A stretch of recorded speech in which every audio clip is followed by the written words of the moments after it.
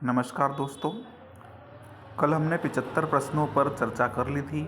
आज हम 76वें प्रश्न से अपनी चर्चा को शुरू करेंगे। 76वां प्रश्न आपके सामने है। त्रिपक्षीय संघर्ष का आरंभ किसने किया था? तो आप जानते हैं कि पूर्व मध्यकाल में कन्नौज पर अधिकार को लेकर के 3 शक्तियों का त्रिपक्षीय संघर्ष हुआ, जिसमें पाल, प्रतिहार और राष्ट्रकूट प्रमुख थे। इन तीनों में से सबसे शक्तिशाली गुर्जर प्रतिहार थे। उन्होंने अंतिम रूप से विजय प्राप्त की। तो ये त्रिपक्षीय संघर्ष जो था, ये आपका काफ़ी लंबे समय तक चला, लगभग 100 वर्षों तक चला। और कन्नौज वह शक्तिशाली नगर जिस पर अधिकार को लेकर के कई राजवंश उजड़ गए, तो प्रतिहारों ने अन्य सभी को ध्वस्त करके जो है विजय प्राप्त की थी और कन्नौज पर अंतिम रूप से अधिकार किया था। तो इस त्रिपक्षीय संघर्ष का आरंभ भी गुर्जर प्रतिहार शासक वत्सराज के द्वारा किया गया था। ठीक है। विक्रमशिला महाविहार की स्थापना का श्रेय किसे दिया जाता है? तो विक्रमशिला महाविहार एक बौद्ध शिक्षा का केंद्र, प्राचीन काल में यूनिवर्सिटी के तहत, मतलब यूनिवर्सिटी शिक्षा के जैसे ही अन्य शिक्षा के केंद्र हुआ करते थे, जिसमें हमने नालंदा, तक्षशिला, उज्जैनी जैसे केंद्रों को देखा है। तो विक्रमशिला नाम का महाविहार भी एक तरह से शिक्षा का केंद्र था, जो धर्मपाल के द्वारा स्थापित किया गया था। ठीक है। निम्नलिखित में से कौन गढ़वाल राजा गोविंद चंद का मंत्री था? तो लक्ष्मीधर नाम का जो व्यक्ति था, ये गढ़वाल राजा गोविंद चंद के मंत्री थे। ठीक है। कारकोट वंश जो कश्मीर का प्रसिद्ध वंश था, उसके किस शासक ने परिहासपुर नगर की स्थापना की थी? तो ललितादित्य नाम के शासक ने, जो है कारकोट वंश के शासक थे, इन्होंने परिहासपुर नाम के नगर की स्थापना की थी। ठीक है। कश्मीर के वो राजवंश आपको याद होगा, कलहन की राजतरंगिणी में जिसका वर्णन है, दुर्लभ वंश, उत्पल वंश, लोहार वंश, कारकोट वंश। ठीक है। तो ये प्रमुख राजवंश हुआ करते थे। निम्नलिखित में से कौन एक सही सुमेलित नहीं है? तो ललित विग्रहराज सोमदेव द्वारा रचित सही सुमेलित है। पृथ्वीराज विजय जय चंद के बजाय जय नाग के द्वारा रचित की गई है, इसलिए ये आपका बी ऑप्शन गलत है। बाकी नवशशांक चरितम पद्मगुप्त और सम्रांगण सूत्रधार राजा भोज के द्वारा रचित है। ठीक है। तो ये बी ऑप्शन आपका जो यहाँ पर है वह गलत है। निम्नलिखित में से किस शासक को राय पिथौरा के नाम से जाना जाता है? तो वह पृथ्वीराज चौहान, जिसे हम पृथ्वीराज तृतीय के नाम से भी जानते हैं।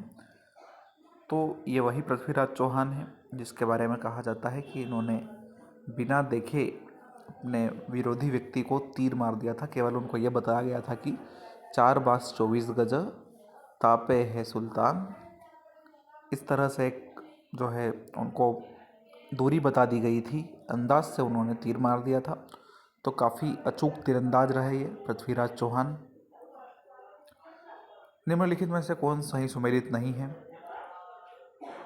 कपिलार जो है पारी के द्वारा रचित है, सही है। ग्रंथ के बारे में बताया गया है किसने लिखा। पीसी थैसार जो है कोप्पेरुन चोलन के द्वारा लिखा है, ये भी सही है। उवेयार जो है आदि कैवान के द्वारा लिखा है, ये भी सही है।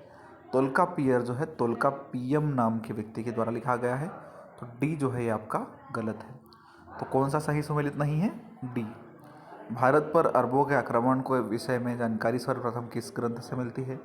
तो भारत पर अरब आक्रमण के बारे में जानकारी किताब कुतुल अल बलदान, ठीक है, किताब कुतुल अल बलदान में रचित है।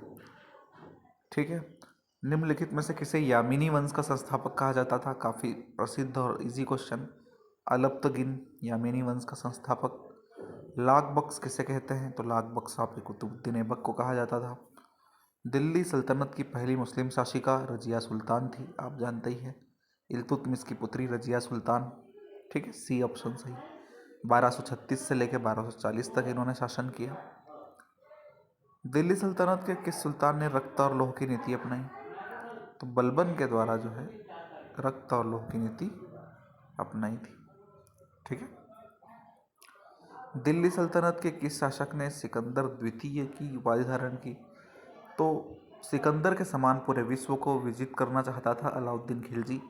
इसने सिकंदर द्वितीय या सिकंदर सानी की उपाधि धारण की थी। ठीक है। क्या सुमेलित नहीं है बताना है। निकोलो कोंटी कहाँ के यात्री थे? इटली के थे, ये सही है। बारबोसा पुर्तगाली थे, ये भी सही है। अब्दुल रज्जाक अरब से थे, ये भी सही है। माहुआन जो थे ये चीनी यात्री थे, नाम से स्पष्ट है ये चीनी यात्री थे, न कि अफ्रीकी यात्री थे। ठीक है। इब्न बतूता नाम के जो थे वो अफ्रीकी यात्री थे। तो यहाँ पर ये आपका डी ऑप्शन गलत है। दक्षिण भारत की विजय पूर्ण करने का श्रेय किसे दिया जाता है? तो जूना खां, जिसे हम मोहम्मद बिन तुगलक भी कहते हैं। तो MBT नाम के जो शासक थे इनको जूना खां कहा जाता है। दक्षिण भारत पर इन्होंने विजय प्राप्त की थी। दिल्ली सल्तनत के किस शासक के शासनकाल में भारत पर मंगोलों ने आक्रमण किया था? तो सल्तनत काल के ऐसे कौन से शासक थे जिनके समय पर भारत में जो है मंगोलों ने आक्रमण किया था? तो नासिरुद्दीन महमूद जो नाम के व्यक्ति थे, इनके समय में भारत पर मंगोलों ने आक्रमण किया था। ठीक है। आगरा शहर की नींव 1504 में सिकंदर लोदी के द्वारा रखी गई। किस युद्ध के बाद बाबर ने भारत में मुगल वंश की स्थापना की? तो ये तो काफ़ी इजी क्वेश्चन है। पानीपत के प्रथम युद्ध के पश्चात 1526 में बाबर ने भारत में मुगल वंश की नींव रखी थी। सती प्रथा का प्रचलन का उल्लेख किसने किया है? तो अल-बुरूनी, बर्नी, लैंडपूल और इब्न बतूता। तो इब्न बतूता के द्वारा सती प्रथा का भारत में उल्लेख किया गया है। ठीक है। ये भी मोहम्मद बिन तुगलक के शासनकाल में भारत आया था। ठीक है। हक ए सर्ब क्या है? तो हक ए सर्ब जो है एक प्रकार का सिंचाई कर है। बी ऑप्शन सही है। तेनाली रामकृष्णन की रचना किसने की थी? तो पांडुरंग महात्मन नाम के व्यक्ति ने तेनाली रामकृष्णन की रचना की थी। पॉलीगर क्या है? तो पॉलीगर जो था ये भूस्वामी थे। पश्चिमी तट पर विजयनगर साम्राज्य का प्रमुख पत्तन कौन सा था? तो ये आपका भटकल था। पश्चिमी तट पर जो आपके अरब सागर के तट पर जो है कौन सा विजयनगर साम्राज्य का एक तट था? तो आपका भटकल नाम का तट था। ठीक है। समय सूचक उपकरण का आविष्कार फिरोज शाह तुगलक, जिसको FST कहते हैं, फिरोज शाह तुगलक के द्वारा यह आपका समय सूचक उपकरण का निर्माण कराया था। ठीक है। किस शासक को भारत में मकबरा निर्माण शैली का जन्मदाता कहा जाता है? तो मकबरा निर्माण शैली के जन्मदाता जो है ये इल्तुतमिश है। इल्तुतमिश ने इंडो इस्लामिक शैली में भारत में मकबरे निर्माण की एक नई प्रथा को शुरू किया।